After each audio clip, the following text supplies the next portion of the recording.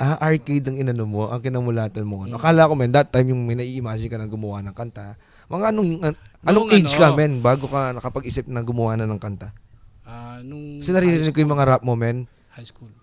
Men, napaka old school rap. Feel na feel ko. High school kasi nung una hindi ako mahilig sa music. Kasi hindi nga ako marunong kumanta. Yung boses ko nga pangit, di ba? Wala sa tono. Hindi naman.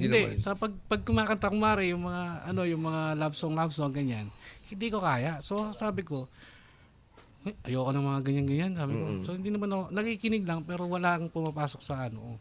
Hanggang sa kumanta si Michael V. Alam mo yan, legendary Michael V. Nang sinaktan mo ang puso ko. MTV, mga, oo. Ayan. Ngayon ako, Simula nang gumawa siya nun, natuwa ako sa music. Kasi nakakatuwa yung mga, yung mga kanta niya. Naramdaman mo.